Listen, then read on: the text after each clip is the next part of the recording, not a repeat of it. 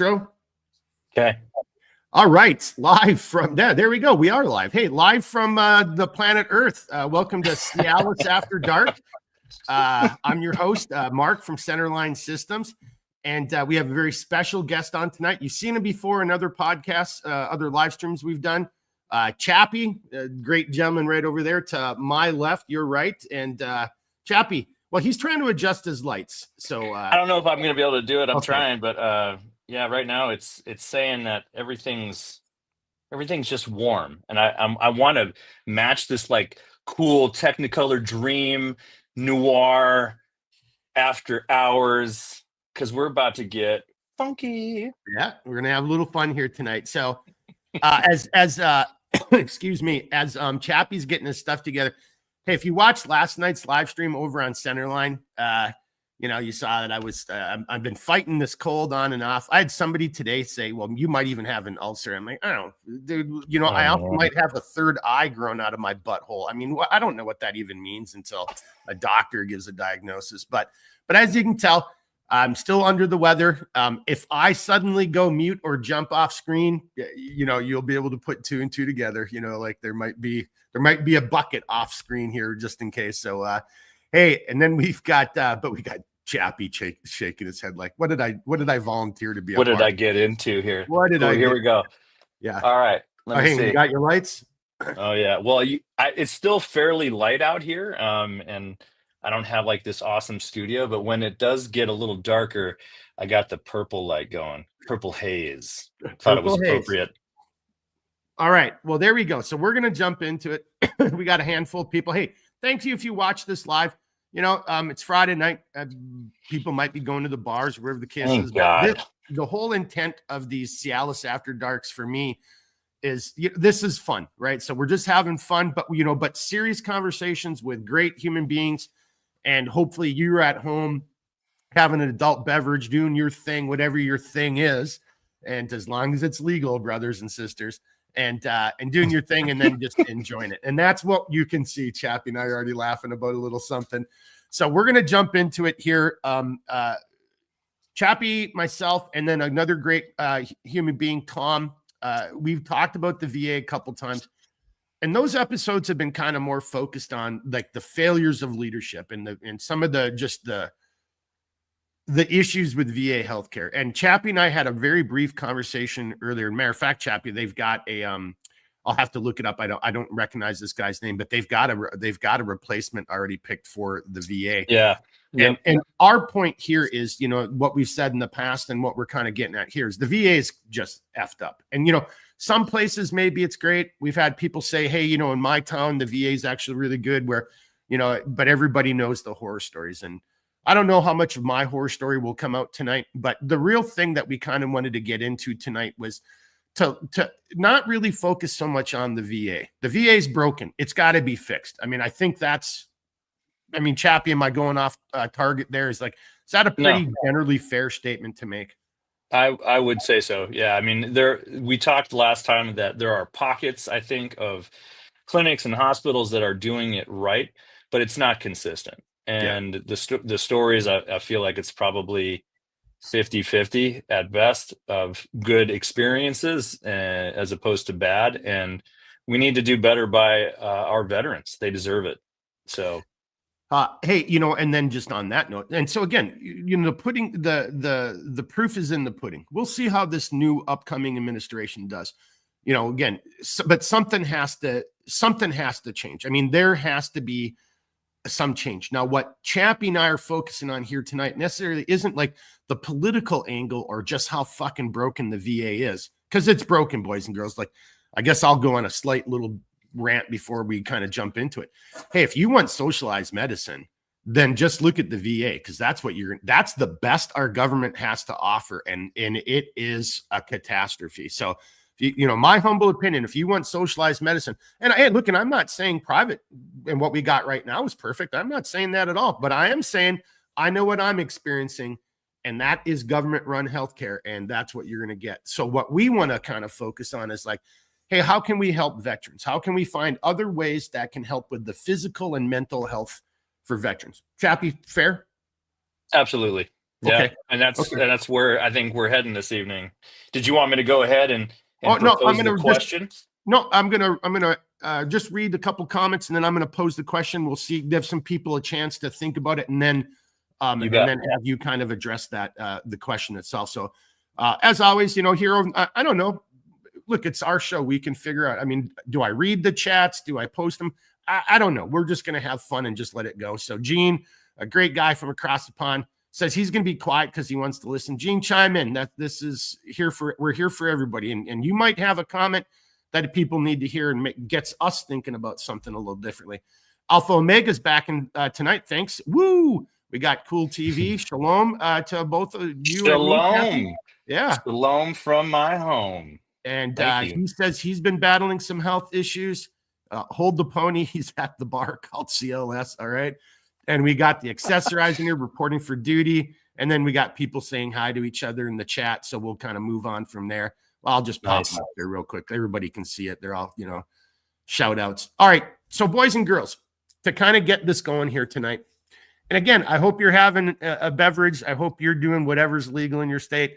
We're going to be talking about some fun conversations. But so the question we kind of want to pose to everybody is like, when you hear the word or the phrase alternative medicine, what does that mean to you? When you hear alternative medicine, what starts going through your head? And leave a chat, right? Leave a comment in the chat. We're going to come back to that as we're going. But that's where we kind of wanted to start tonight. And Chappy and all his wisdom and understanding of this subject and his work with vets. Matter of fact, Chappy, I know you've been on, but I've totally screwed up already. We should have plugged, what you do, Arizona Trail. Stop. Dude, we'll get there. It's all good. Yeah, I mean, those of you that don't know me, I go by Chappy on the trail. The idea behind me continued to come, and by Mark's good graces, we seem to click, which I love. We have a great connection, which revolves around the idea that veterans actually want and demand outdoor opportunities. And not just like, there's plenty of veterans that or veteran organizations that identify with the hunters and anglers out there, the mountain bikers, the surfers. I mean, any recreation activity, you name it, there's probably a veteran organization behind it in some state. Very few, though, actually have a program that's designed around giving back, being of service again. And so that's what kind of sets our organization apart, because we're actually going out on the trail, providing a very therapeutic experience in nature, but also, enhancing and maintaining trail for future use. So there's a great kind of symbiosis between the alternative medicine space as well as giving back to the community. Okay, so and on that note already, I'm going to try to keep that to a minimum tonight, boys and girls. I am just going to apologize ahead of time. I was kind of nauseous a little while ago. And then maybe some alternative medicine will kind of keep that. We'll find out, right? But so already to the question, Chappy, to kind of set you up, lob that softball for you to take a great giant swing at. The first comment back of like, what is it that you boys and girls think of when you hear the term alternative medicine or that phrase? Alpha Omega.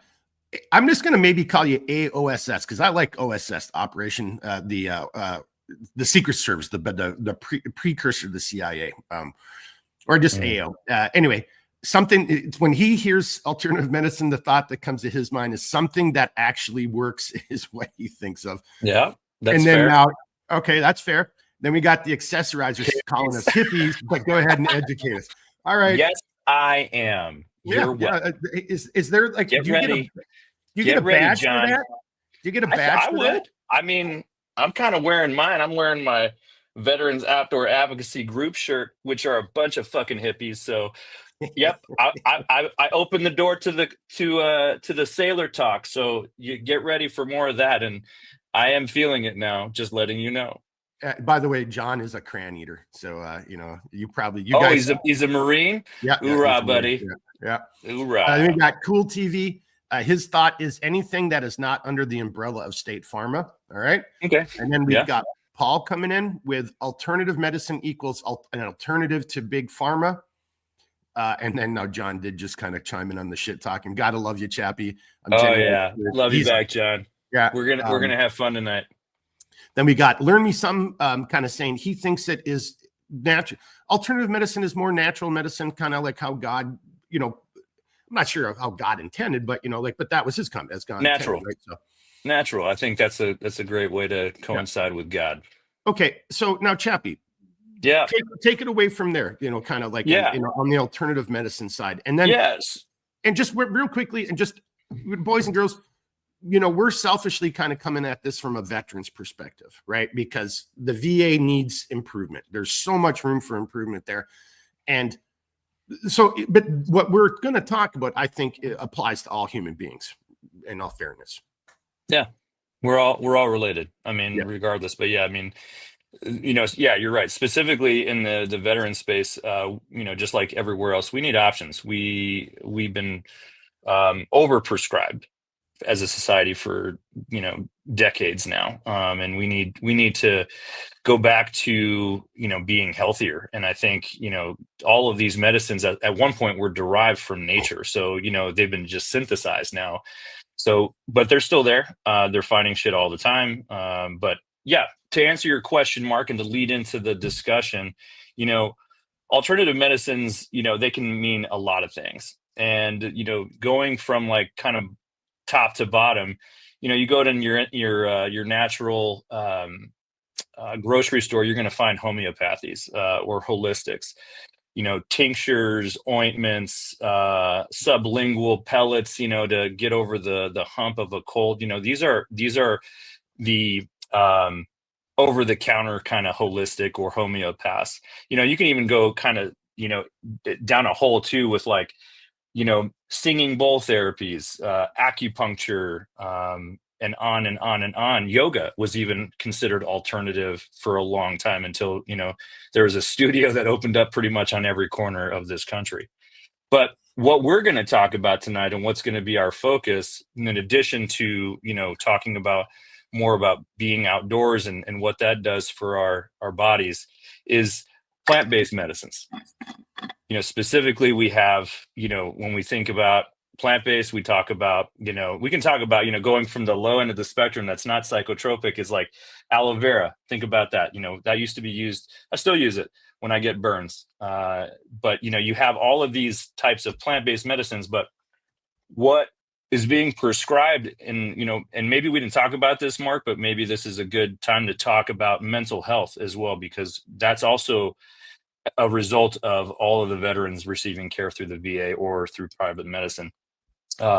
And now, I mean, after the election, it seems like more and more states are passing laws legalizing recreation and, cannabis, which in my line of work, as God, I forgot his name already. John. Yeah, John stated already, I am a hippie. I hug a tree and I smoke them too. So I'll be honest, I'm going to be the first one to be full transparency tonight. What's going to make this episode a little unique is the fact that I'm a little stoned, and I'm getting stoneder by the minute. That's a word, by the way, stoneder.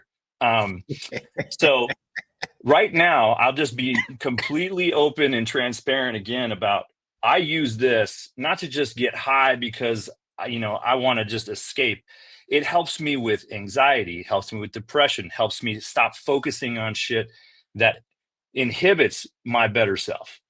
And that's really, I think, needs to get discussed a lot more. And it needs to be prescribable through the VA, point blank. The federal level, again, because it's a government run organization, they have not got off their ass about how effective this is. We can talk about ayahuasca. We could talk about peyote, all of these things that reset, very, very deep rooted trauma.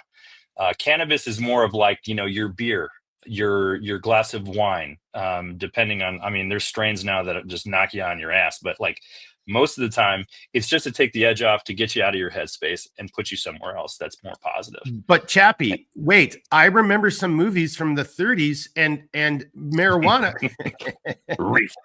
Reefer madness, Yeah. Or it's a gateway drug. What's a gateway drug? Is government overreach. That's a gateway drug. Give the government some access to some, we've got a war on drugs. What the fuck did that even mean? I mean, like, And really, and look, boys and girls, so when I was a kid, I smoked dope when I was a kid, didn't smoke. Then I joined the military. Then, 20 some years in the military, 10 years in the agency. You definitely ain't doing any of that stuff when you've got secret and top secret clearances and all that kind of crap. But, I just want to throw it to Chappy's point, and we're going to get into this, with all of the last 5 years for me have been physically, medically very difficult. Right. And I've been running up against the wall. I mean, the truth is I've been running up against, I've been working within an organization that really didn't give a shit. Didn't really care. I mean, really, I sometimes, I know this sounds horrible, but you do get the impression. It's like, I wonder if they just would be better. I wonder if their intent is just to drag this out until I die, because it's cheaper to pay for a funeral and an SGLI, soldier group life insurance write-off, and just be done with this clown, as opposed to doing what, the Hippocratic oath, thou shall not do, do harm, right? Or however that goes. Look, I'm going to be on Chappy's side. In the last couple of years, and it just became legal in Minnesota. But over the last couple of years, as I've been dealing with my selfish issues, I've been going through this thought process and doing my own investigation, my own inquiry, because, hey, look, okay, this is a glass of wine. Which is really worse for me, that glass of wine or this? I can't remember what they call these, but this is like the high-end vaping thing. There's a name for it. It's like it's like the oil as opposed to vaping. I can't remember what it's called. I'm not quite a hippie yet. I'm working on it though. But grow that hair out. Your beard says otherwise. Well, I got the beard getting there, and I could braid it. I am thinking about doing the Viking braids, Let's braid that fucker. Absolutely. That's what I'm kind of thinking. But as I turn this back over to Chappy, and for everybody watching, as we kind of just get the juices flowing here tonight, the VA has just thrown pills at me. Just, big pharma, back to alternative medicine and some of the comments that came in, just big pharma. Oh, well, here, just take this. Well, do we even know what's wrong with me? Nope, but I'm just going to give you a pill. Well, why don't we do a test and then figure if this even works? Doesn't matter. Just take a pill. Here's the deal. And I think I have said this in the past during a podcast somewhere. With some of the recent solutions they threw at me, Chappy, were fentanyl-based drugs. And I'm like, and they always want to give you the Prolaxa, those type of names. I don't even know if that's a company. If it is, don't sue me. I'm just making up a name, as opposed to the chemical name, this is, clopidogrel, or this is rosuvastatin. I know them by those names because, that's the actual chemical compound. You can get to understand the drug a little bit more, as opposed to the Provaxa or whatever type of stuff. And the doctors, I'm like, well, what is that? And they're like, well, it's that. I'm like, no. Tell me the science. What is the medical name? Oh, it's this. I'm like, dude, that's a fentanyl-based drug. And they're like, yeah. I'm like, no, double barrel middle finger. I'm not fucking taking fentanyl. I'll go back to having an extra glass of wine. And then now that bring this up to Chappy. So that's what's kind of set me up. So over the last couple of years, I've been looking into this. And I honestly, boys and girls, call me a hippie if you want as well. I think, if we're going to be all about individual choice, this is definitely individual choice if there ever was. And if there's an alternative medicine or option that can help a veteran out and help them deal with their anxiety, their mental health, their physical health, I'll be here to tell you this little thing right here for my physical, the physical pain I feel this. And I'm not doing this to get high. I can dose off of this. This is like taking like an extra strength Tylenol when I need it without having all that acetaminophen in my system type of thing. So it's really helping me deal with my pain management on a daily basis. Thank God it just became legal, because the VA won't help you out at all with this stuff, Chappy. I hear you. Yeah. It's an absolute crime that marijuana, cannabis, whatever you want to call it, has been vilified for so long, because going back, I'm not a religious man, but I resonate with that statement about, God's medicine is natural.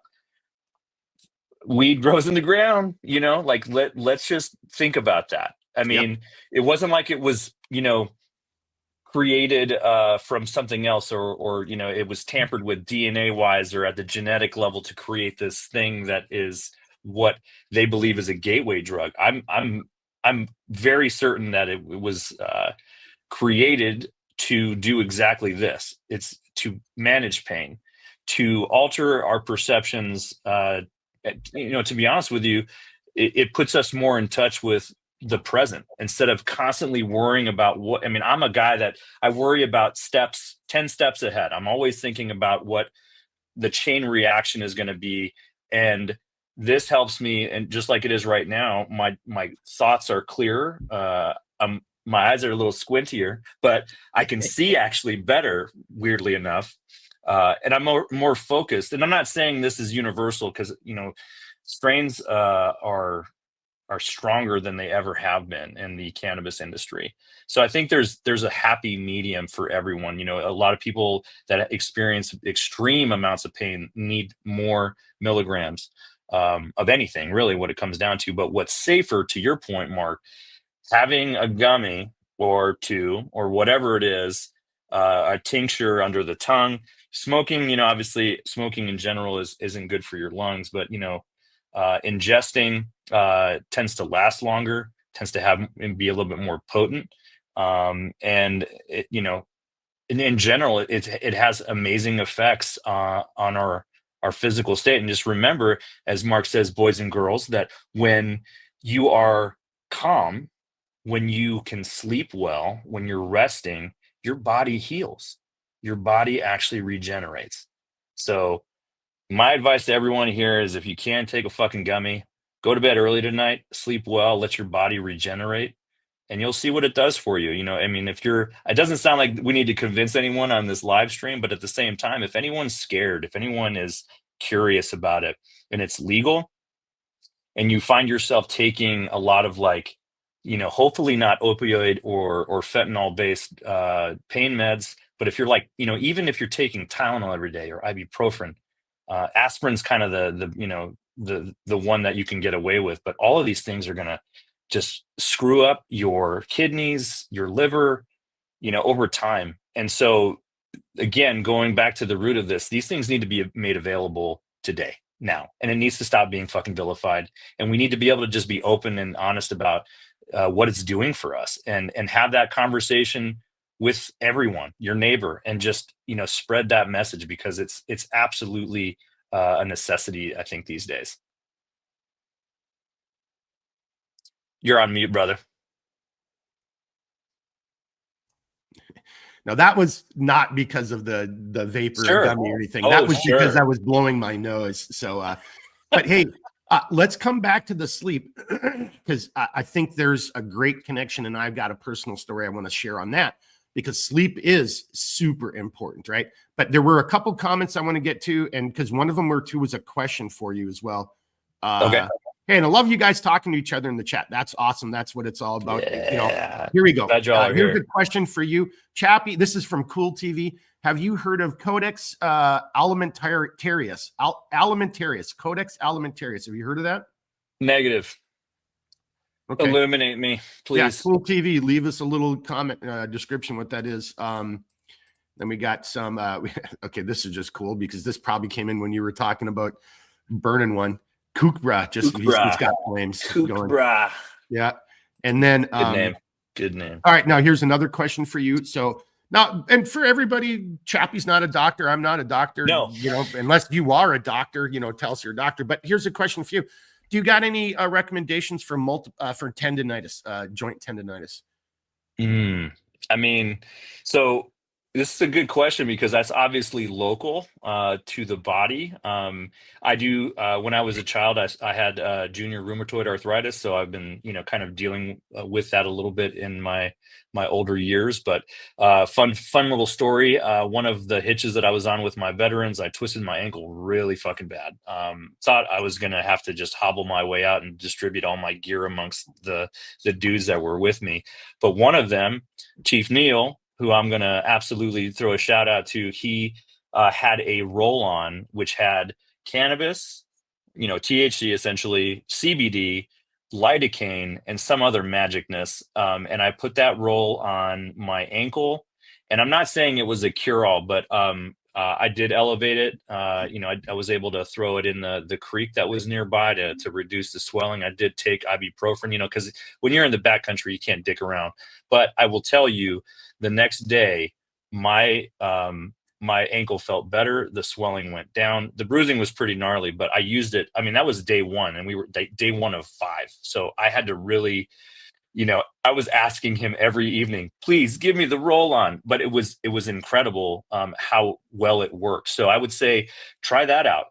Obviously, that's more localized. So if you're not looking to get stoned or feel the effects in your head, and you want to keep it local to your body, try the roll-ons, try the tinctures. They're amazing.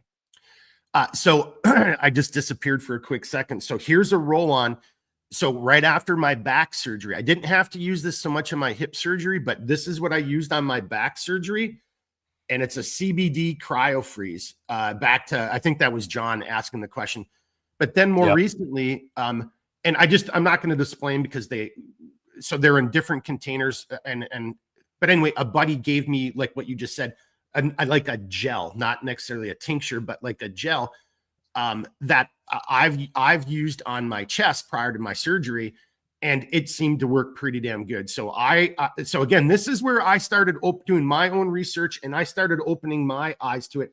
And to your point, I do have a tincture, a CBD, and just, for anxiety, or if you're just kind of getting frustrated or whatever, or just kind of losing focus, just a couple milligrams underneath the tongue, and then just let that absorb. And then that has worked fucking wonders. So that for me, that was, if this is a gateway drug, well, that was the gateway of trying to see that, hey, there's some real, I don't care what people say, you want to poo-poo it, make fun of it all day long, but I was starting to see real physical results just from the CBD stuff, right? And it's, and well, Chappy, more about this than I do. I mean, the difference between the CBDs and the THCs and I mean, I think someone, I can kind of see the chat here. Someone was asked, I think it's John again, if he can drive. And yeah, absolutely. Like so real quick, real plug, to get nerdy and sciencey with everyone here. I've learned recently, especially coming into this work, that CBD that you can buy like on Amazon and whatever, that's just straight CBD, is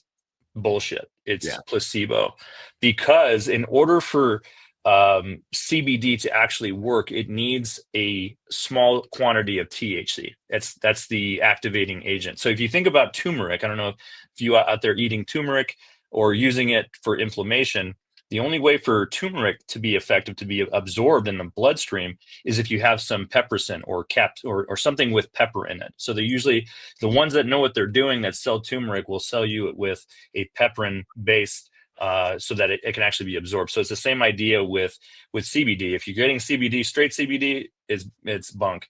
You need CBD with a little bit of THC, which doesn't get you stoned. You could absolutely drive on it. The roller too, probably, because it's local to the area of your body. So I would trust that for sure. Yeah, I can't speak for everything that Chappy just did, John, but yeah, well, hell, I mean, just be even honest, even on the vape thing, all of this stuff, again, this is so squared the F away. Like, yeah, you could do these, and this vaping isn't the right word for this. Is like, it's in a like very high density oil. It's what it really is. And, so I guess you're vaporizing, but it's not like vaping, which is how this kind of started. But you are actually dosing and you're controlling. So whether it's for anxiety, pain management, localized, and these things can be all body, they can be very, in your head. So, you, the individual, can figure out and, what works better for you. I literally, I have one of these things that for me to actually, if I were to try to get high off it, I mean, I'd probably have to do like multiple hits at the highest setting again and again and again. Cause what are you waiting for? Well, that, actually I'd have to, that's a different cartridge. This is the one, see here, just to your point, this is the cartridge for in between, where like, I do want to get a little bit more of that effect, but I want to do it a little bit more. And then I've got another one. And so again, I'm just learning these terms. And then I got another one. So what is it? The first one is a sativa. This one is a hybrid. And then the other one is an indica. And the indica is the one like, and just going back to sleep. And so not to make this about me, but to bring it back into sleep, I have very bad sleep apnea. On top of that, I have cardio issues, and sleep is huge for your cardio health. And back to Chappy's comments from earlier, I wrote it down. I want to talk about it. What did it for me, to anybody who's listening, or John specifically, what put me over the edge of, oh yeah, I'm going down this road and I'm going to explore this because it's legal now, is one of my friends. It's legal. I guess I could have went out and bought it. But he gave me a gummy and talked me through the whole thing. And, you know, I chopped it down into these 2 milligram, like really small micro dose things. And I started taking those, and I had the best night's sleeps, and I just started feeling better. I was waking up more refreshed, healthy. I wasn't waking up 30 times in the middle of the night, you know, with my sleep apnea issues. It almost immediately, and nothing, the VA said you've got sleep apnea, and then just didn't give a shit. They never prescribed anything after that except the CPAP machine, which doesn't really work for me. I can't do that. Now, I probably still need to look at CPAP again because, you know, there's some advances in that technology too. But back to Chappy's point, sleep, you got to have it. And there are gummies, you know, if you don't know what you're doing, learn from somebody who knows what the hell they're talking about. But I'm here to tell you the gummies, and I took a gummy 30 minutes before we did this. I even took a smaller one because, you know, again, I'm not trying to go to sleep. I'm just trying to relax and calm down about a subject that I get very passionate and pissed off about. And so far, it's doing pretty good. I mean, you guys tell me, what do you think? You know, I even changed my mood lighting as a result of it, you know? All right. Love it, dude. Do you want to address the sleep part about it real quickly? Here again, let me just get caught up. There were a couple questions, comments. Cool TV is just saying war on drugs. The term war on drugs is a joke. Sponsored by the CIA. Yeah, unfortunately, my alma mater probably really did have something to do with it. Peyote. Paul's asking about peyote. Did you see the size of that chicken? Is that a line from a movie or something? I don't quite get it. Well, yeah, I mean, I think is referencing the fact that, like it's definitely more extreme than cannabis. And I didn't mention psilocybin either, but yeah, these are the you know, that level of natural LSD essentially. So yeah, when he's like, would you see the size of that chicken? It's like, yeah, you know, the wall is breathing, and you know, when I pee, silly string comes out, you know, like all of the things, you know, that you probably, I don't know if it's going to make you, you know, want to do it again or not, but it's certainly, you know, in all seriousness, I want to just address that really quick. I've had friends multiple times, and I'll even shout one out here. There's an organization in Tucson that uses ceremonial ayahuasca for vets, and just, you know, they are doing amazing things to help people reset, especially the trauma, because what these things do, or what these medicines are doing, are you know, they're in a controlled space. You're being led by you know, by someone that knows what they're doing, so that they can kind of intervene if they need to, but they're there to support if you need it. And the idea is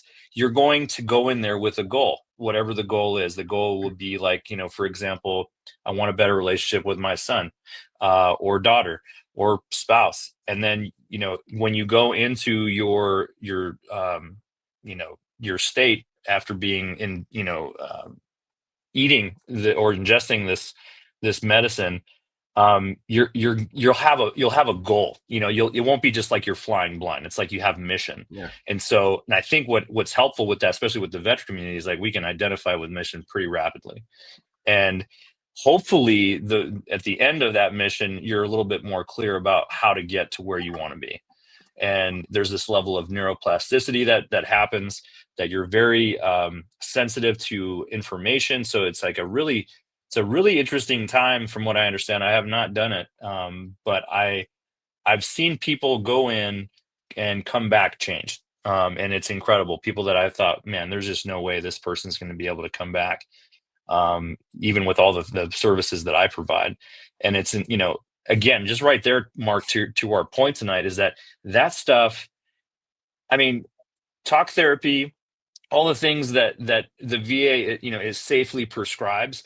You have a couple of these sessions, and I'm not saying it's going to fix anyone, but damn, it's putting people back to a state of hope and wanting to continue and not wanting to leave this world. And we did a piece earlier this year, you know, a couple months back, about a veteran that I lost because he didn't have these options. So I am going to get on any mountaintop I can to make sure that people understand that these things, it's not a fringe sector of the country or our community even that wants these things. It's almost everyone. They absolutely want to find a way to not have to take a pill for a problem. They want something more natural. They want to connect with people. They want to connect with the natural world, and they want plant-based medicines. And I think that absolutely it has to be this not the exception, but the standard now. We see, I still get amazed. I see a lot of resistance and a lot of like, well, we don't want to do this and that's wrong. And I'm like, and I never see any true medical study or data, and I can only attest to me, the living subject of what I've experienced so far, as my medical paper counter to the arguments that are posed that are against, plant-based, remedies, more alternative medicine. But it always just, if you ask yourself a question, well, what is the guy's argument? Why shouldn't we do this? And there's never a good argument, a good reason behind it. Now, John's actually asked better medical questions to question why we should do this than I've seen other people pose in the public square, especially politicians. So, and then you start, okay, well, what's really going on? And I think it always comes back to big pharma. And I know people like, okay, another conspiracy theory. No, that's a real thing. No, I mean, you just look at the ads and the money they're dumping into podcasts and TV shows. And I mean, it's everywhere and it's in everybody's pocket. And, and again, I see it in the VA. This was one of my major issues with the VA. They just wanted to throw a bullshit drug at me. And when my final cut straw there, so to speak, was, the guy's like, yeah, I think that's musculoskeletal. I'm just like, based on fucking what? Based on what test? What test did you do? I know you're a doctor, but what are you've got X-ray vision, or you got like some secret Midas touch, and by just being in a room with me, what actually is wrong with me? You're just making shit up, because the musculoskeletal solution, if that was the problem, then the solution was a drug. Yeah, exactly. And that's the one hand shaking the other, right? Those are the pharmaceutical reps, basically targeting our medical system to incentivize pushing medication. And that to me is as corrupt as it gets.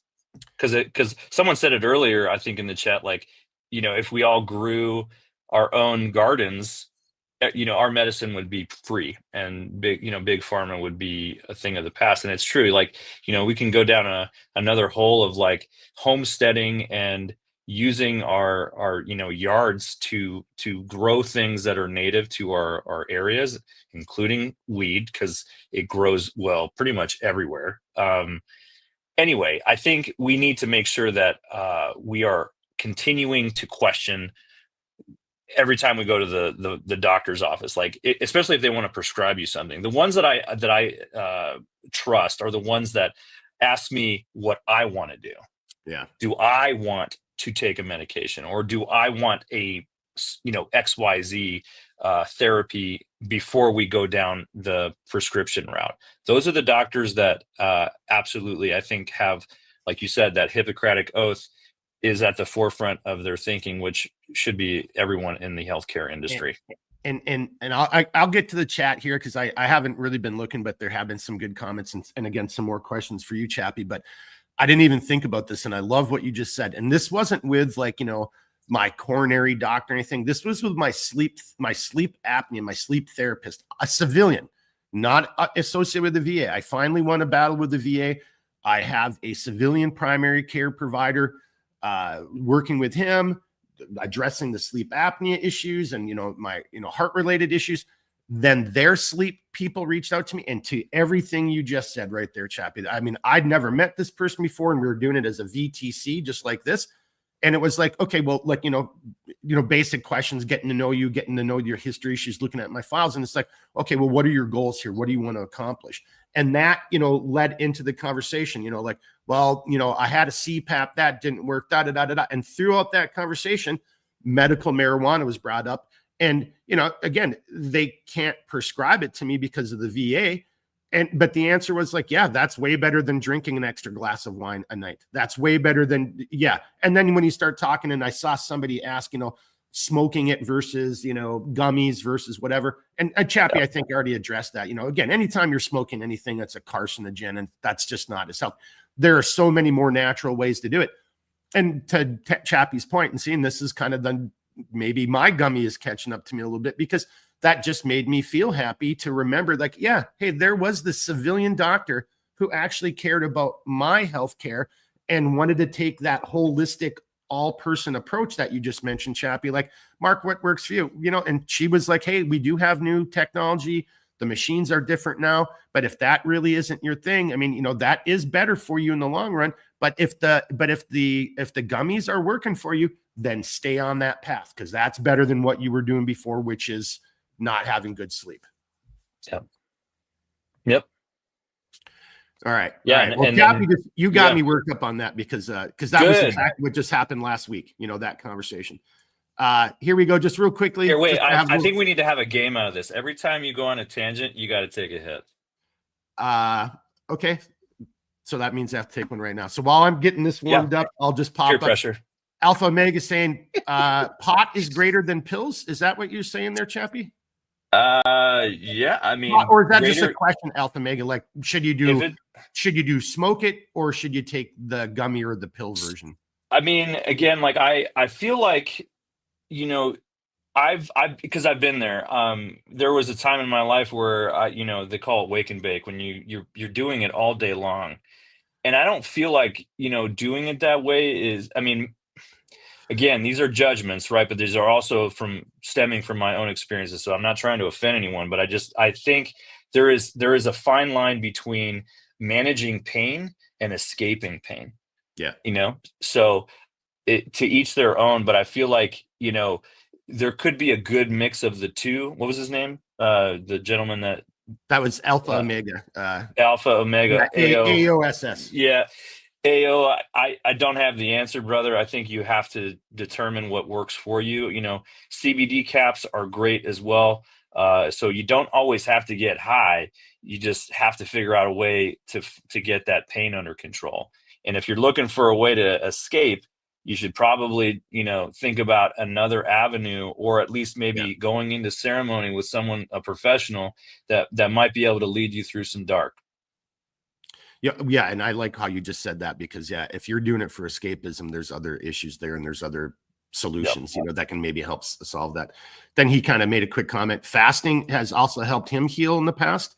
So again, absolutely. Alternative medicine, there are other things to do besides, that. I've never really heard of fasting. You responded to that, Chappy. You want to address that?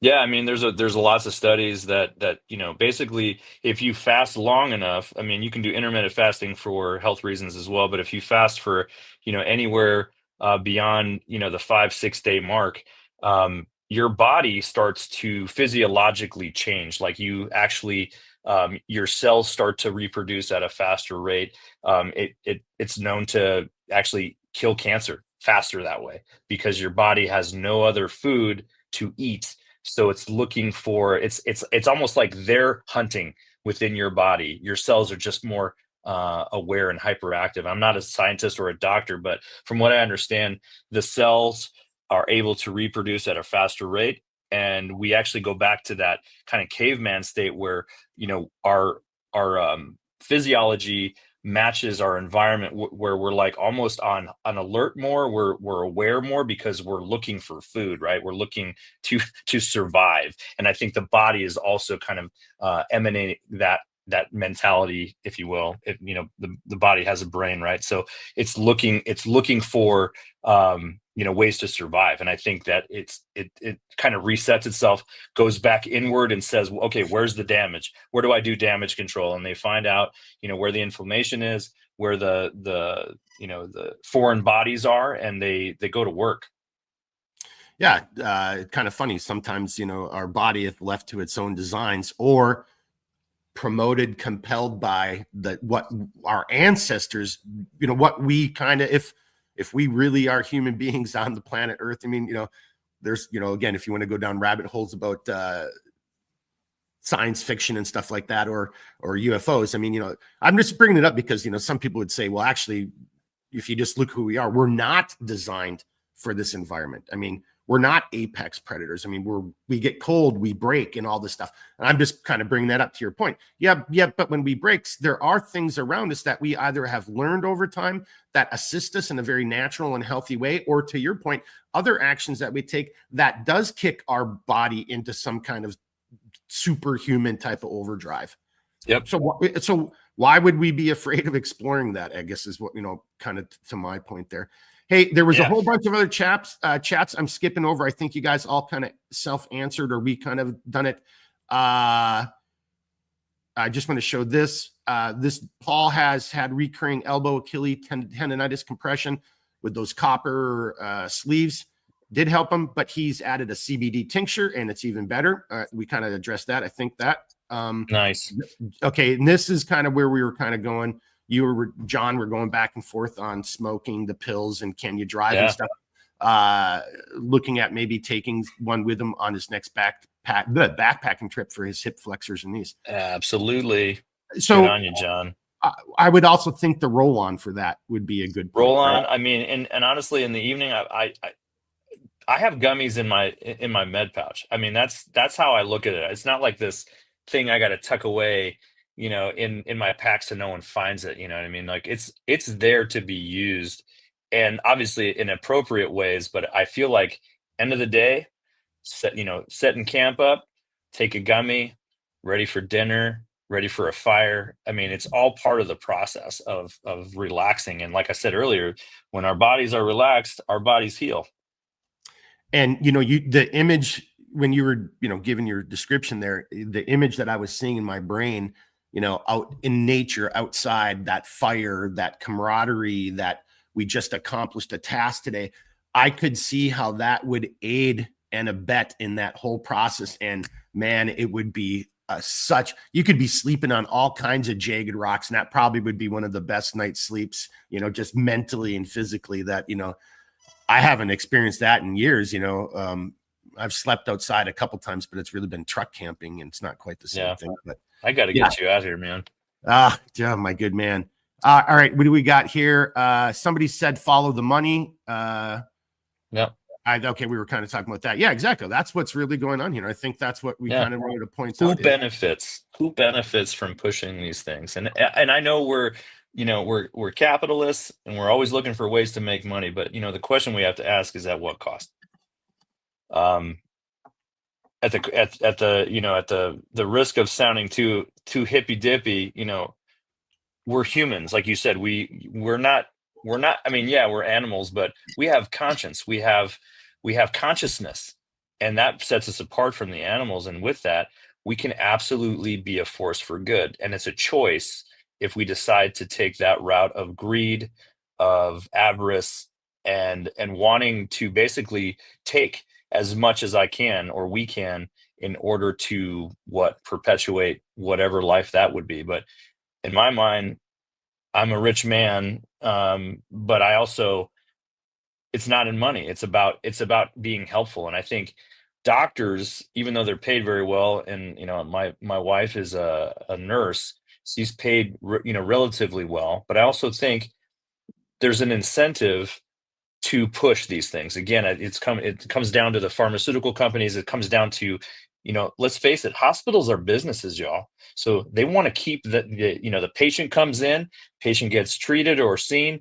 patient gets discharged, and then you start the circle all over again. And they want to do that as quickly as possible. And I'm not saying that because I'm a cynic. I hear it. I don't want to throw my wife under the bus, but there are times when it's not very safe or she doesn't feel safe that she's giving the best care because she's being pressured to churn those patients out.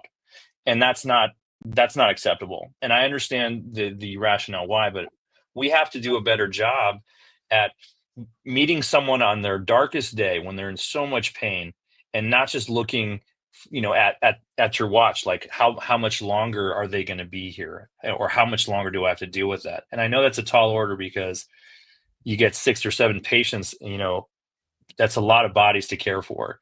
My hat's off to anyone in the medical industry, because God knows when you need it. And I don't fault them for trying to make a living. I would question motives though. Well, so on that motive and to that point, and the machinery and the churn, if you want to call it that, one of the things that also put me over the limit, in my struggle with the VA, where I said, that's it, I'm not putting up with this bullshit anymore, was probably the third time a VA employee said to me, if you don't like it, go get civilian insurance. And I was just like, oh, fucking hell no, you did not just say that to me. But that kind of is your thing. It's a system. It's a, and they're like, hey, I just need to see you. I mean, I think it's even worse there. I think, because they're not making money. So there's not even an incentive to give you better care so they can improve their services to make more money. It's just like, hey, I have to see you. I really don't give a shit about you. Why don't you just screw off and die? Like, I think it's a little bit more of that side of it, so in either case, neither one of them is good, right? It should be there for the right reasons, which is, hey, if I got to sit and if Chappy's my doctor and Chappy knows he's got another appointment in 30 minutes, but it goes 45, 50 minutes with me, like that, you do it to standards, not to time. That used to be what we said in the military, train to standards, not to time. Yeah. Amen. Hey, so somebody said kava is a good herb for getting some rest and some sleep. Snowshoe day running late. Alpha Mega, here we go. He thinks it's better than pills, and you certainly won't have the side effects. Everyone is different as well. And then another kind of comment right there. Your diet also directly affects pain and swelling. Totally. Diet's huge. And diet actually, not just about like, your inflammation, but it also affects your brain chemistry. It affects obviously, your body's inability at some point to store what it's ingesting properly. So it turns into fat. Think of like high fructose corn syrup, that's the big one, but anything that's processed, overly processed, and that's your diet, again, not judgment, because I know that it's way more affordable to eat like shit than going and getting something healthy every day. But that's our culture as well. We want fast, we want cheap, and it doesn't necessarily equate to good health. Well, how that though, again, there's every, two sides to every coin. And here's another cycle you were just talking about. And this is the cycle about how to make it healthy, how to make it better. We're focusing on veterans right now. That system has to change. It has to get better because it is part of a cycle. Because if you keep treating veterans like this, eventually veterans are going to wake up and just be like, there's not going to be any more veterans. And we're already seeing some of those problems, or, and we need to start calling more of that out on the carpet too. Like, no, you fuckers, and this and that, and whatever the case is. But, so that's part of a cycle too. But so I think though, Chappy, and then what you do, and I think that's the other side of that coin of cycle, which is alternative medicine, alternative therapy, which is also nature, not just diet. So yes, everybody should know that. And if you don't know it, to Chappy's point, I mean, maybe it's because it's been beaten our head, just eat McDonald's and, or, there are people who don't know where cows come from or where steak comes from or something. Like they think just the grocery store magically produces it in the back. Yeah. But nature is that other weird thing that can help us heal mentally, physically, and keep us strong and keep us resilient. So, and we don't have a whole hell of a lot of that anymore. It seems, stay in front of your phone and stay in your house, Yeah. or we're not going to prescribe that type of therapy to you, because look, the VA denied me water therapy after my back surgery. They're like, yeah, I'm like, it's the best thing. Everybody knows it. It's the best thing for your back. Yeah, we don't authorize that. Why in the fuck would you not authorize that for veterans? So, well, what was the best back therapy for me then after that was just going out and walking, even if it was just bullshit little walks. I just went out and started doing it on my own. Yeah. Should have been taking gummies back then, my good man. I'm telling you, man. Yeah, I'm glad it's here. It's about fucking time. There needed to be a bigger push sooner, but I'm glad it's here now. And yeah, man, I think there is a huge cultural shift. COVID kind of opened the open spaces back up again. A lot of people went outside because that was like the safest place to be. So we saw a big uptick in user use on our trails and outdoor spaces, public lands in general. Just a huge influx. Sorry to interrupt, but there were evil states that didn't want people going outside. I mean, you know, I just think of all the just incredibly insane pictures of one guy out on the water by himself on a paddleboard and cops arresting him. It just, what the fuck are you talking about? You know, like that's Wow. ridiculous. You Fucking didn't see that bullshit. stuff? That happened multiple times. No. Yeah. Or And honestly, the person would be outside, you know, like again, you're outside trying to get exercise. I think it was in the UK. Gene, correct me if I'm wrong. They forbade people from driving out into the country to be along the, you know, the sea or the ocean front and that kind of. They actually had drones. Like, it got pretty fucking crazy in some places. wow. Yeah. Well, So, I mean, it was a crazy time. well, I'm just saying because I think they know the natural benefits of being outside and exercising and being in nature. And yeah, I'm gonna play devil's advocate though. I know, because you know, I know it was not a straightforward situation, and they didn't fucking know how it was, you know, being spread at one point. They didn't know the R naught level, the level of contagion.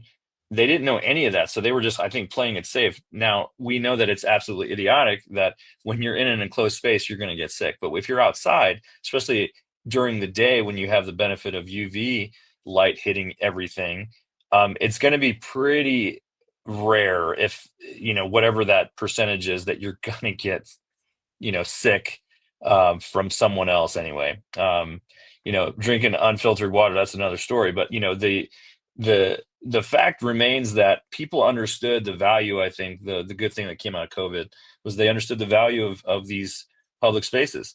And it's continuing to grow in some respects. I think we still have to fight for those lands to make sure they remain open to the public.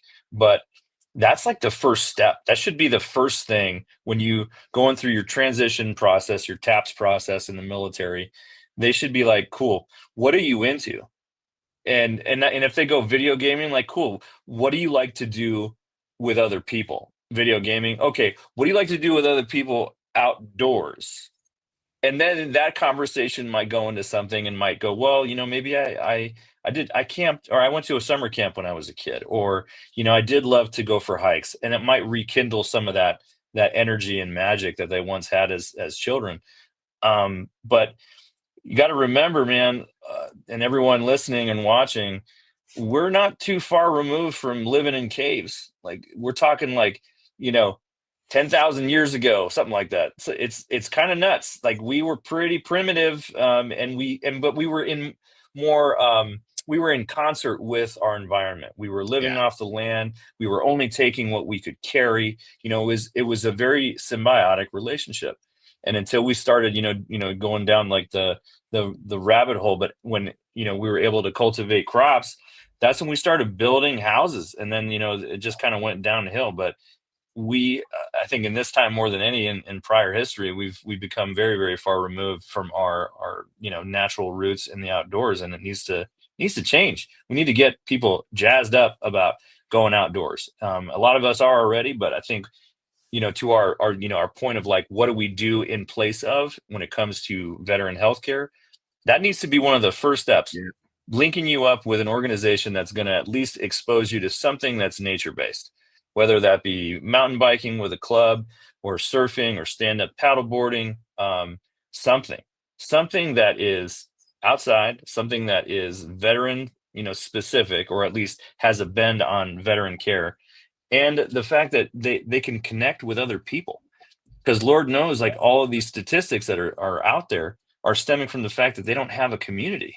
So they need to find community first, and then connect with the land, and then, you know, become a little, you know, what did you say? We can't say it. Maybe can I say it? We're talking about being a disciple of these modalities and preaching, you know, in a non-religious way. But it's like, if you're a believer, if you've drank the Kool-Aid because you got that perfect prescription, that perfect hit out in nature, you're going to want to do it again, and you're going to want to share it.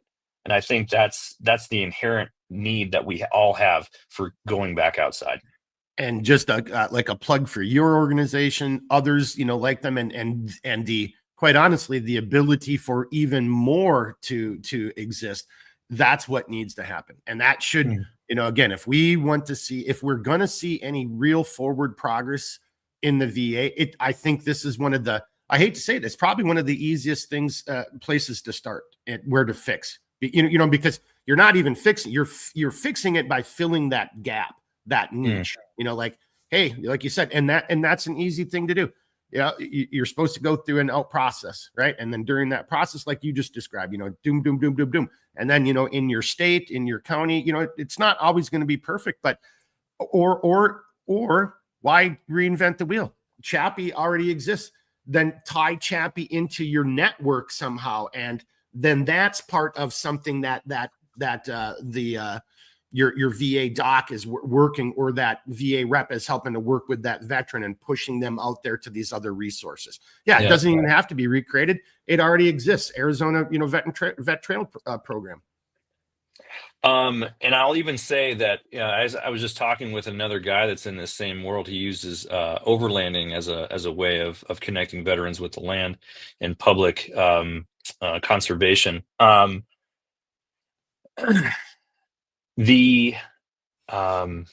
shit, I'm having a stoner moment. I just lost my train of thought. He was doing overland. Help me. Go back. Help me. Where was I going? Well, we were talking about how the outdoors plays that part, and and I was kind of doing a little thing about the VA to be an easy place to start, because programs like yours already exist. You can link everybody together. There it is. Yep. So legitimacy. So we were talking about legitimacy. Thank you, Mark. You awesome, beautiful man. Look at him smile, everyone. You ever see him smile? He has teeth. Look. Anyway. Before I lose my train of thought again. So we were both very proud of the accomplishments in our respective fields, because, he and I are, like I mentioned earlier, we're doing something that's giving back as well as providing an outdoor experience. So we both actually just got shout outs from the National Forest, and soon to be probably the Park Services as well, because I'm working with them down here in Tucson. But they did a video during an event. I would love to show it either on here or a link to it, because it was done so well that this was up north in Flagstaff in the Coconino National Forest.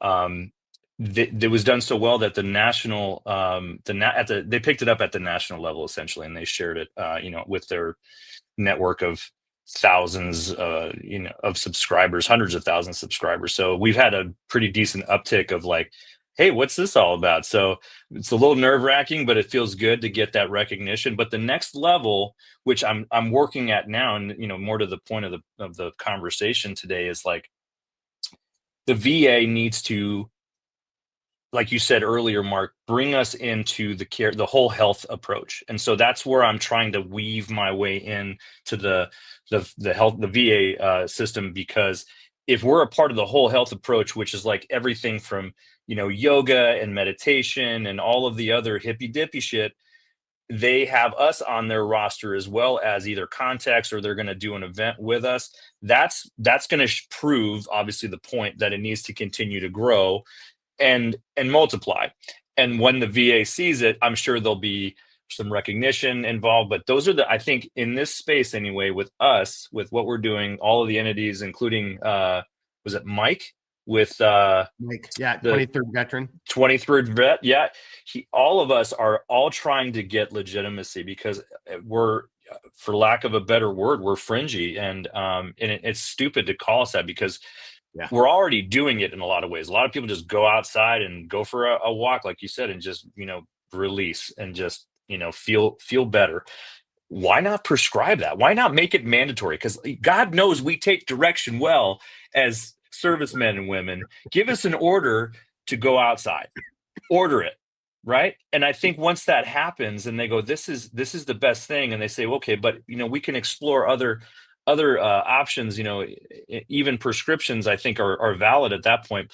But let's baby step it. Let's get nature first. Let's get connection, some community, and see where that goes. Let's check back in a couple months, see how that's working. And a lot of us, and I'm trying to instill this in the network that I've created, is like, I am never going to be greedy with my participants, my vets, because I don't have the answer for everyone. It would be absolutely arrogant of me to claim that this is it. I do say it's the perfect prescription, but I might not be the perfect fit for that person in that outdoor space. So, you have all of those other modalities. You have equine therapy, you have these ayahuasca ceremonies that are based outdoors. Like you can find what's going to work for you. And I'm so happy to know people within these spaces that not only can I give them an organization that I can stand behind, I'm going to give them a name of someone that I have that heart-to-heart connection with, that understands what I'm trying to do in my own field, and I can hand them off and feel really good about it and know that they're going to be guided well. But so there's the problem with, everything you just said, because at the end of the day, you're actually concerned about the veteran, you're concerned about the individual, and you're trying to create and explore modalities, ways of doing something other than the accepted norm, other than big pharma, other than just machinery and just moving you through a system. Yours is too much of a holistic, whole body. Hey, let's try to, which is, I'm obviously being, facetious here, because the best thing for society is an individual who's operating and performing at peak performance 100%. What do we want? A society where everybody's like only able to operate mentally and physically at 20, 30%?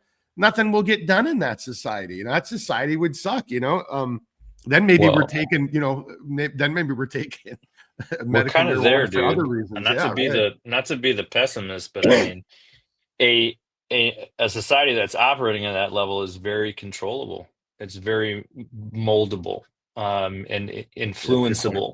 Yeah. So if we were operating at that higher level, I think you'd probably see an uptick of people that are way more engaged, that are holding down jobs, that they actually like, and probably just in general, I think there would be more productivity across the board. But not to go down that conspiratorial hole. It's just like we need to make choices, because ultimately we still have freedoms, right? We can make choices for ourselves. Now, whether or not your wallet would agree with that statement, it's about, you can do small things to make healthier lifestyle choices.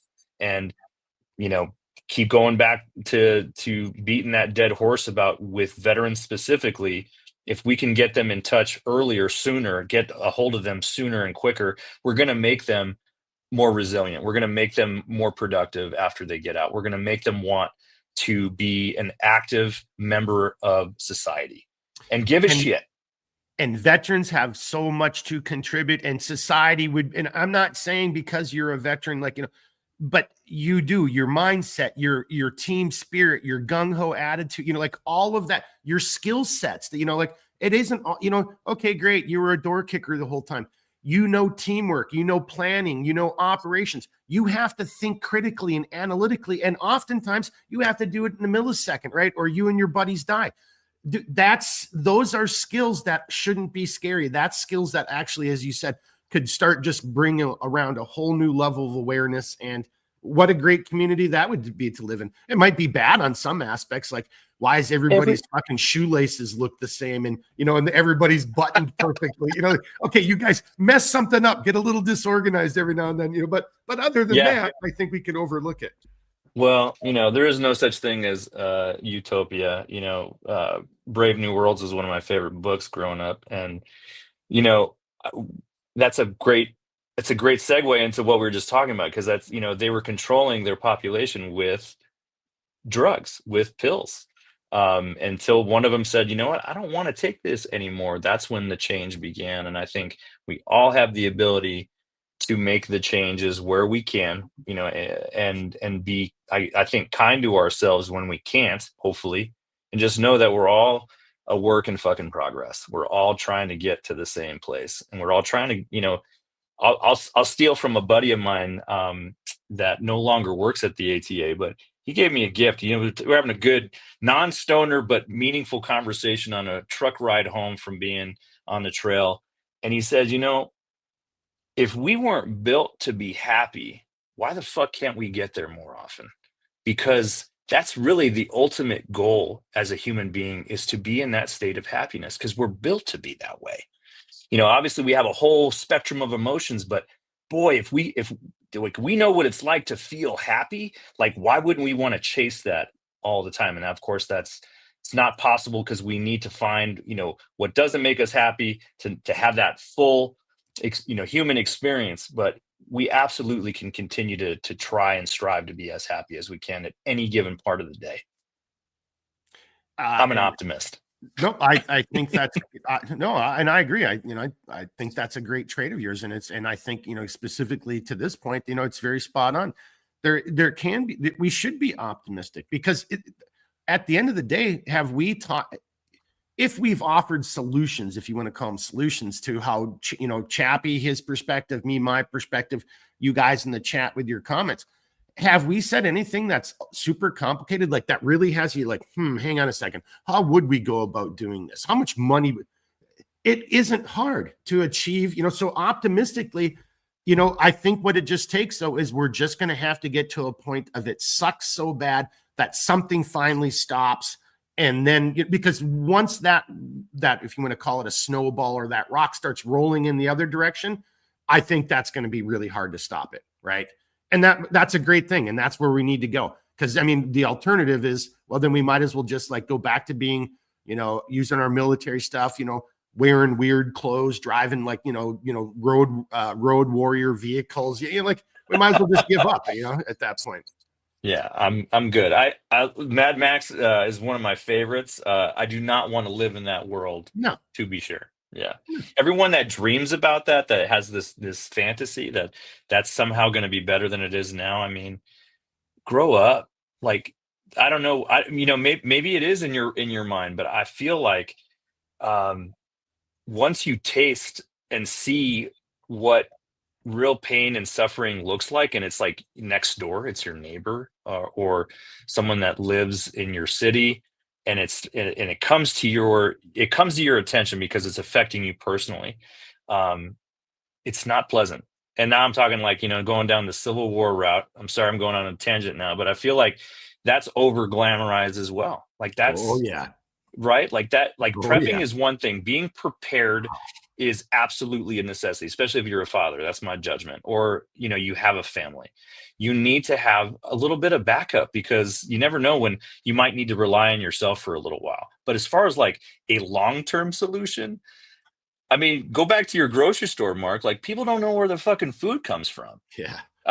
And I live in a desert. So like water is going to be the most precious element out here. And that's probably going to look really, really bad. And again, I don't want to be doom and gloom, but I'll summarize and just say, I don't want to see that world.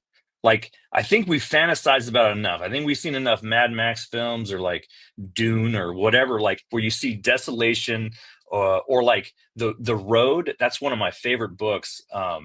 Man, Cormac McCarthy hit that one out of the fucking park. But that book as a father affected me. It triggered something. And I was like, man, I really hadn't thought about it that much at that point. And then I was like, you know what, if I had a kid with me trying to just survive and, evade baddies that are just trying to eat you and shit, like, I'm good. I don't want that, please. Well, and, to your point, we're kind of going a little, it's a good rabbit hole though, like the whole like, doomsday, like, yes, I'm like, you're a fucking retard. I would have been stronger in language. Like whoever thinks that, I just, okay, tell me where you're going to be, John Wayne, so I can go be someplace else. Cause that's just a world you really don't want to live in. And, it just made me think of something from this last summer. My cousin's husband, I call him cousin husband. We went to a prepping, and, I don't even know why that has such the connotation. It's bullshit. Like being prepared is, it's an obligation. It's a responsibility as a human being. You should be prepared. Agreed. Prepping is I'm being prepared. But anyway, so we're at a prepper expo in Minnesota, and there was a guy talking, and one of his comments was, if he had to, he was going to take your shit. He was going to take your shit and he was a guest speaker talking. And I'm just like, I almost just said, shut the fuck up, dude. Like, do you hear yourself? Your version of being prepared is just to have more ammo, and you're going to take somebody else's stuff. Do you just think that's cool? Do you think that like somehow made you, oh man, this guy's got some stones, or this guy's serious and he's a professional because he's saying he would just steal your shit? Or you're like, oh, I was just being esoteric to get people to think that there's evil out there and they would do it. you know what I'm saying? It's whatever his excuse would have been, it would have been bullshit, because back to your point, Chappy, there are unfortunately people who just think that would be fucking cool. And those are idiots, and they're retarded, and they're stupid, and they should be ridiculed. That's, I guess, my point. And that's the end of my little tangent. Oh, and when I go on tangents, I got to take a little hit. Yeah, you do. Yep. So, but to your point, I mean, it's just dumb. Happiness, man. Trying to figure this out. Yes. Be a productive human being. Look, I'll come right out and say it. You know, this podcast, people say, you know, do you have any regrets? I only have one regret. I've lived my life. Well, I guess I have two regrets. One I'm not going to share, but the main regret I will share is I don't have any children. Like, okay, great. I may have gone and done some just kick-ass fucking things that an incredibly few number of human beings ever get to experience. Awesome. Does that replace, or is that more valuable than, like, right now I've got two children, a boy and a girl, and I'm raising them to be good human beings? Not even close. Nah, don't sell yourself short, Well, buddy. no, don't. The point just being is being a mother, a father, raising children. It's, you know, back to your happiness. That's part of who we are and what we're designed to do. And these alternative therapies, these alternative conversations, these alternative opportunities, I think, can help people just be better people and get to experience more. And that's all I'm trying to say in my little diatribe. No, I love that you're talking about. I mean, there is something. There's something to be said about having that purpose of when you have children, that you're not just looking out for, you know, yourself, or, you know, you might be married or with someone else, or even in a family. But I feel like what children do, I mean, it's a sacrifice for sure, but it's also, I think it can be a calling. Like, I've always felt like I was going to have kids, but at the same time, like, I was never in a rush to do it. But you know, what you did, Mark, and what I want to kind of bring it back to is, like, your service to this country in every aspect that you participated in allowed me to have my children. So think about that. You kept us safe, brother. But see, that's not the argument I'm trying to get at. I'm trying to say, yes, and maybe there is a need for people. We need to have, like, people who just, you know, it's just your lot in life, and you don't have family, you don't have children.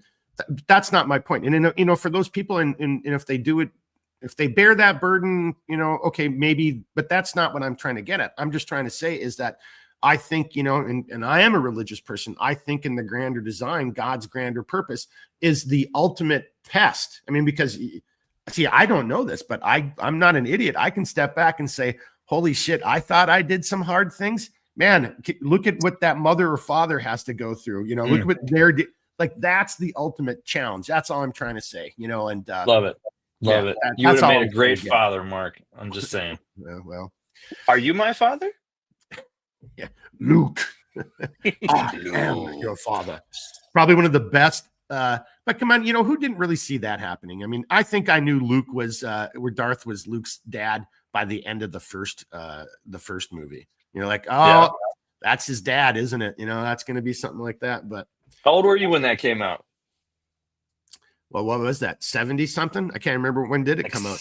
76. Is that right? Yeah, I was probably 8-10 years old, something like that. You know, if it was late 70s, I was, you know, getting close to 10.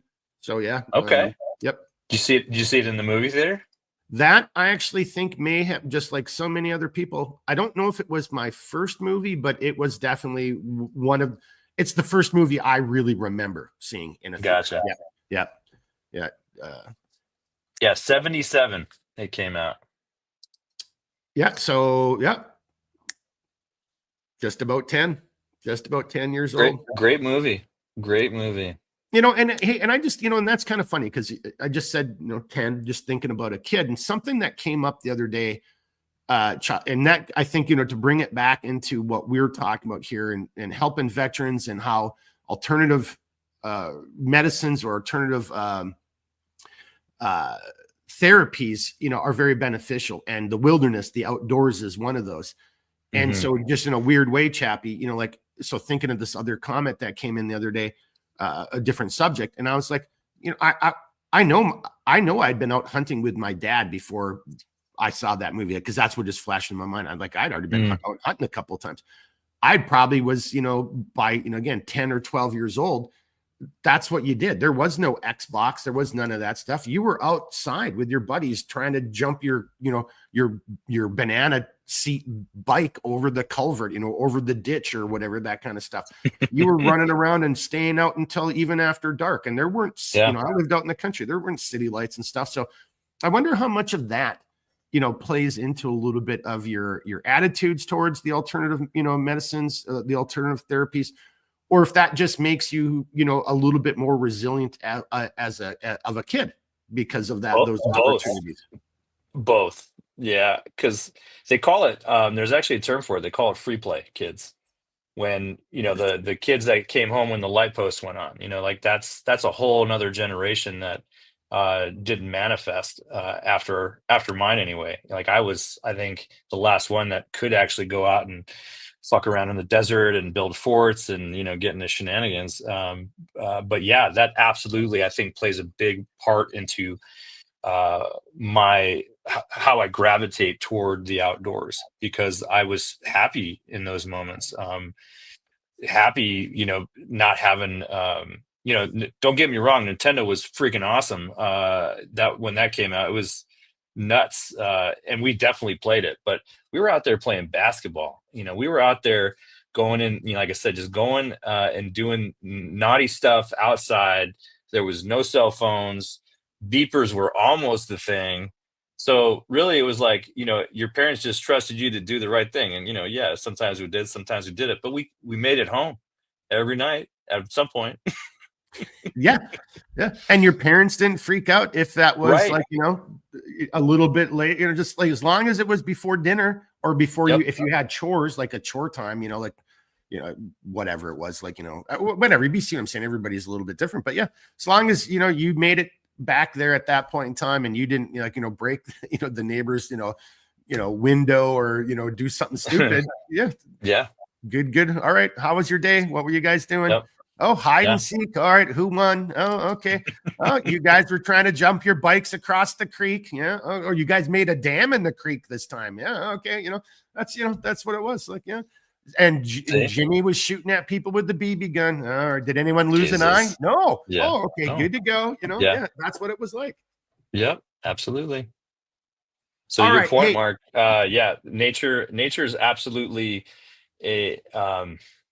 it's at the foundation level of our experiences when we're kids. And if you don't have it, it's like it's the buy-in period, if you will. Like if you're not exposing your kids to the outdoors, then they're not gonna have any connection to it.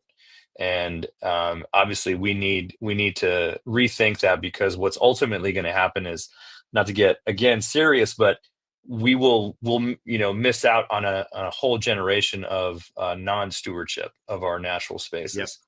And that's when land gets gobbled back up. It starts to become utilized for other purposes, and they slowly start taking that stuff away until people are like, whoa, I used to play here. I used to, my dad took me here, or my parents took me here. You can't build a fucking campground here, or fucking drilling area. I don't know. I don't want to go deep, but it's like we have to make sure that the kids are invested, and so they can take over when we're done, because we're not going to live forever, dude. That's right.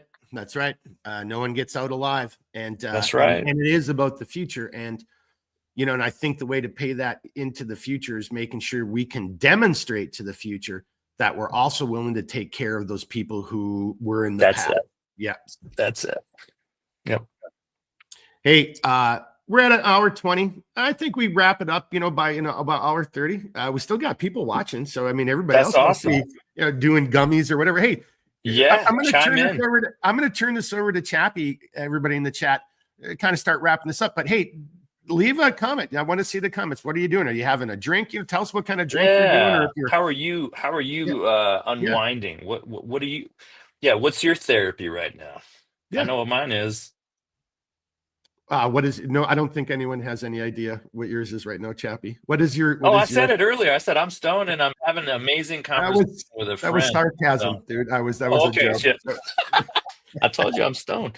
Yeah, Forgive, yeah. No, forgive me. you started it off saying, "Nope, I'm gonna just announce it right here," and boom, boom, boom. So yeah, no, that Yeah. was Why? pretty good. Why hide? Why hide? Hey, it's legal, It and is. well, You and know what? even And if it wasn't legal, honestly, that and because again, so I think the one thing throughout, so I'm a veteran, right? I was in uniform, and I went in when I was really young, but I think again, that nature and that thought process, I didn't change who I was as a person. I just became a slightly different person that had now this military stuff.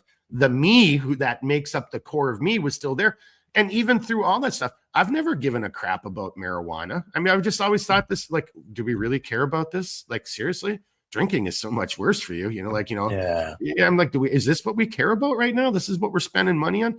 And then now selfishly, so that's always been there.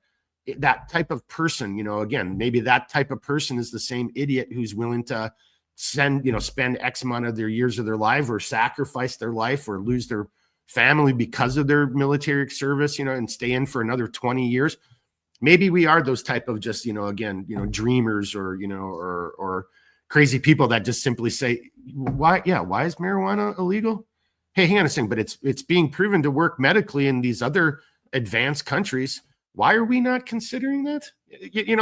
I don't know. Maybe that's why we need to take care of veterans. Maybe another thing is because I personally don't want a society where there aren't people who are willing to question. That's why I have George Patton's quote: "If everyone is thinking alike, then someone isn't thinking." Mm-hmm.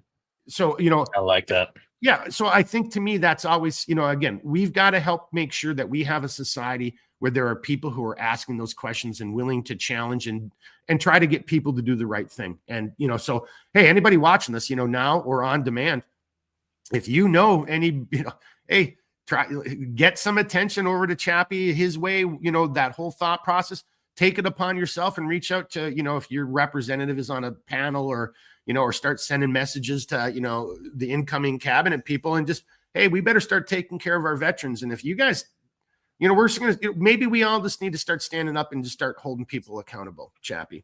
That's my kind of closing thought on that. Because if we're not going to do it here, if we're not going to do it here for the people who are willing to go and potentially, hopefully never, but give their all, then why would anybody trust anything else about this contract and the government? And why would you believe a damn thing else they say? They're not willing to take care of these people.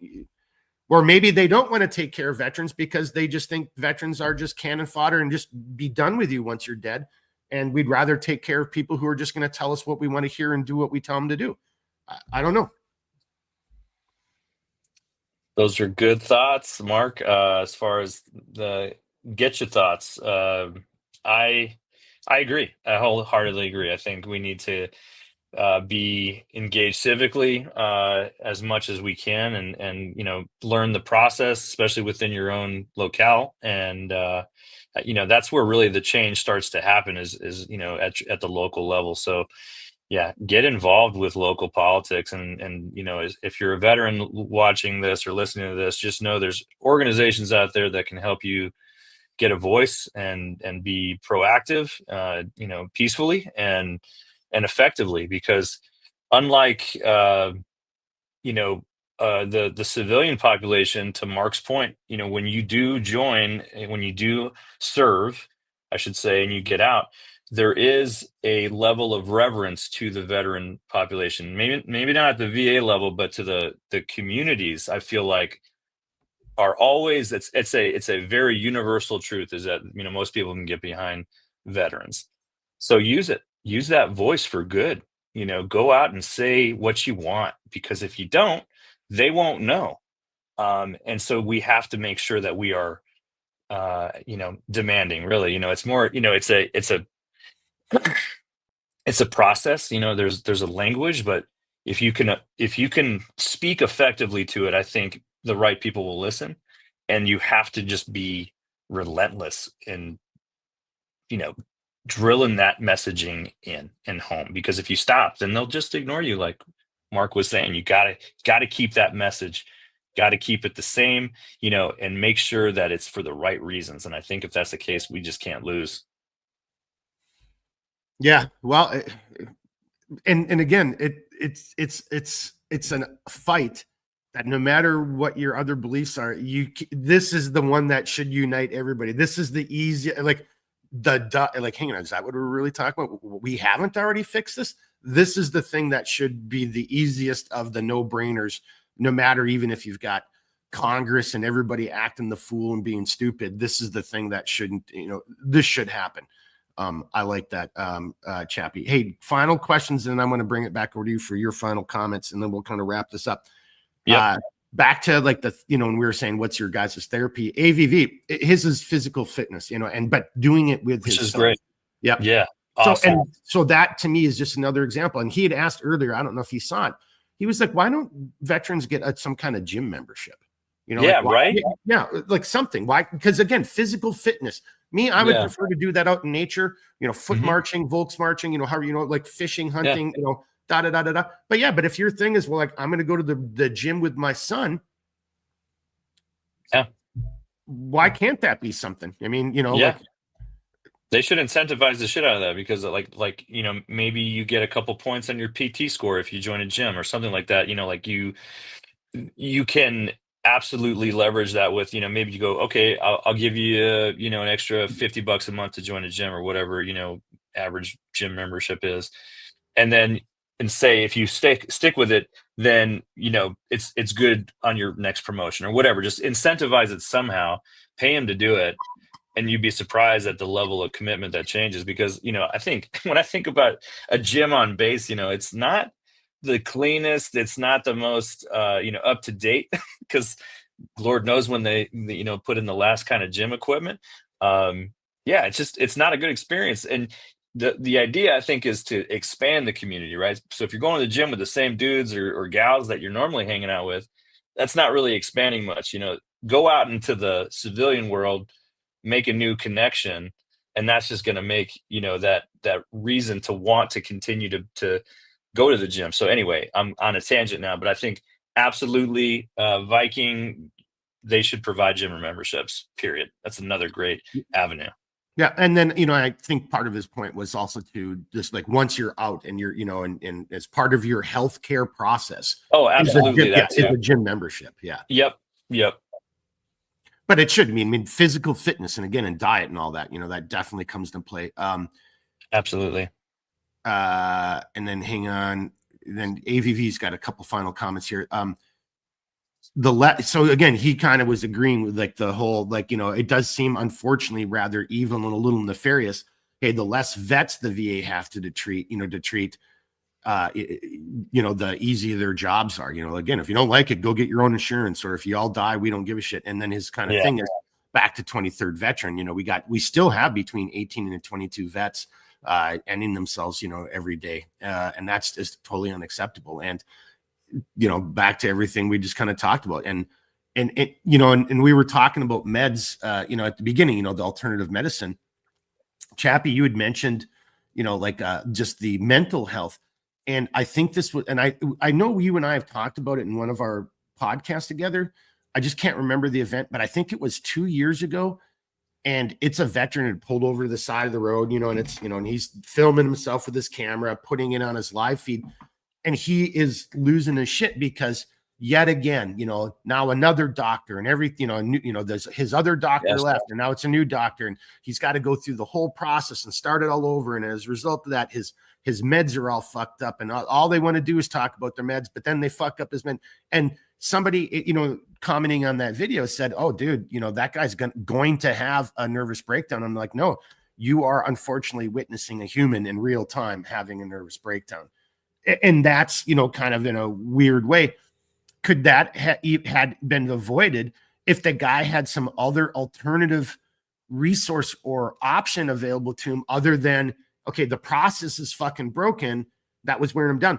Instead of like, now not having the meds, but if he could have still went to the gym or had, hey, that's it. This really sucks, but I'm going away for 4 days out with, Chappy and his guys, and I'm doing a nice hike. And that brought him down and prevented that from ever even happening. Absolutely.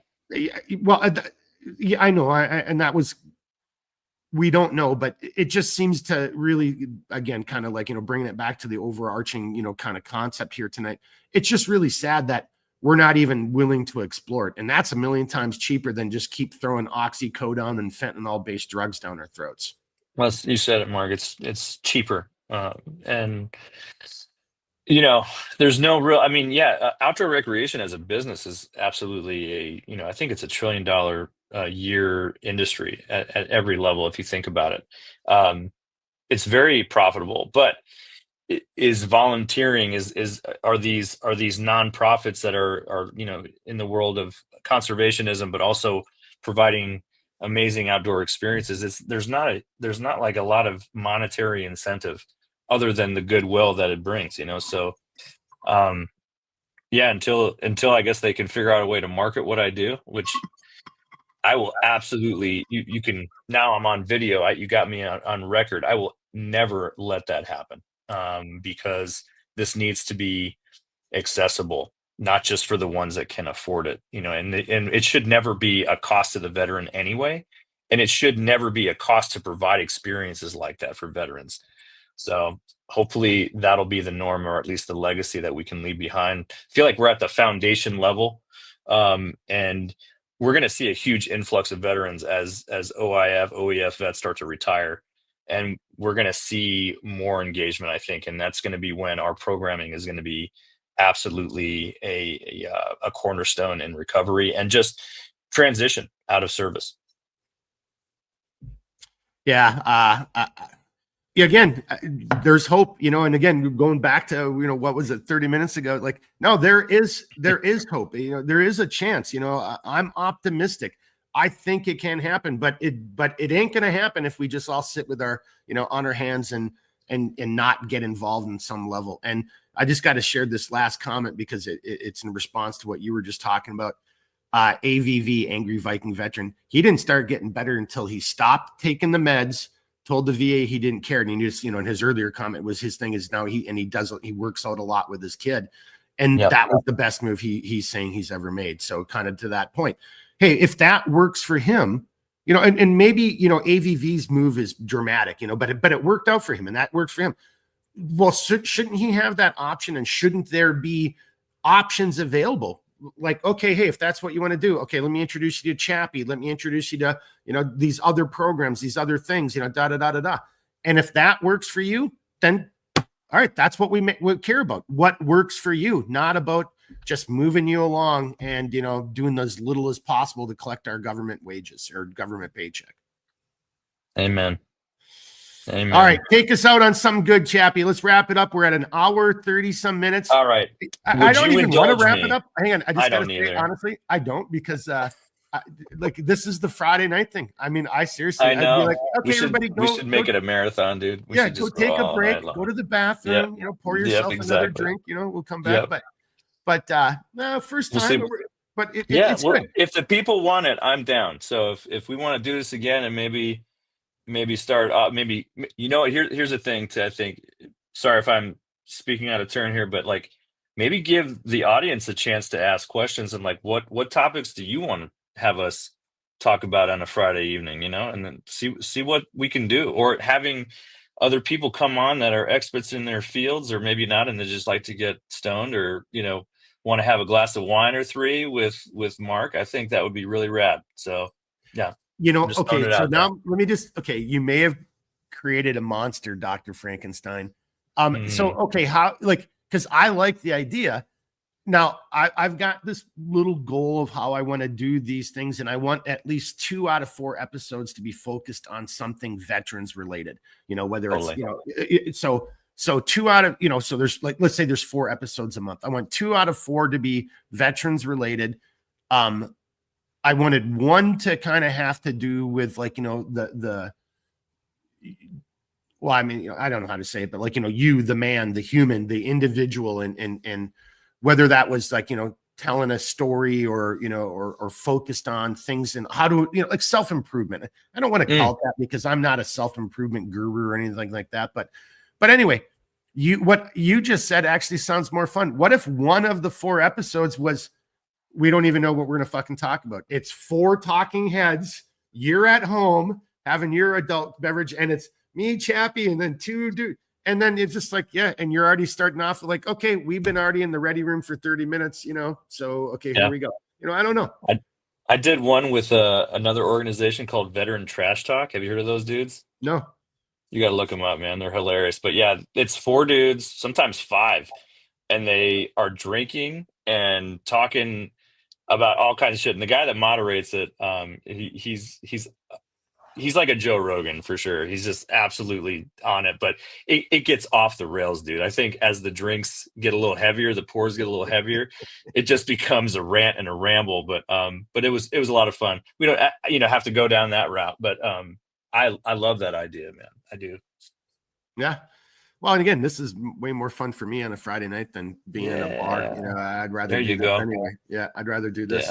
And have a great conversation, great experiences. I hope you guys, watching, whether you're watching live with us or if you watch it later, I hope you enjoy the video. I hope you start watching the video and say, oh, time out. I'm not going to watch this until Thursday night when I can have a gummy or whatever it is. And reflect upon things. And we already kind of talked about that. You know why Chappy and I are adamant about this and our passion behind it. And, he's out there working in that space, and I just totally support those type of efforts. And so, give Chappy a shout, oh, Chappy, hang on. That's my last thing. I had written this down, but I forgot. You'd mentioned that you were in some type of film and you have a link for it. Can you post the link up right now in a comment so everybody can see it? Yes, sir. Actually, I think, I gotta log in here, because what I just want to do is, I guess that's my request for everybody is share this video, share what Chappy's going to share with us, help try to get some of this message out. Don't be afraid to talk about it to people and like, hey, great, but if we're not going to do these things, are we even really serious about changing and making an impact and doing something better? Here we go. Boom. Okay, there it is. And you shared it. Yeah. If not, you just go, if you're on YouTube, just look up the Forest Service channel, and they have a few different categories. And our banner, I believe, is partnerships. And I believe, interestingly enough, I planned this perfectly. It's the banner's purple. So if you can scroll down to where the purple banners are, we're the next one on there. They did it in honor of Veterans Day. They were a couple days late, but they did get it through. And it's, if you have a few minutes, I think it's 5 minutes total. It really amplified what we're doing together. And I think that's why it was picked up, because it does do a good job at describing why we need these kinds of experiences. So if you have a few minutes to spare, I hope you watch it, and I hope you get something out of it. And I hope you continue to advocate for organizations like ours that just want to continue to kind of provide these experiences for veterans in a very healthy way. So I'll just say it right now, kind of the outro. Thank you all for your support and your kindness. And stay up, stay positive.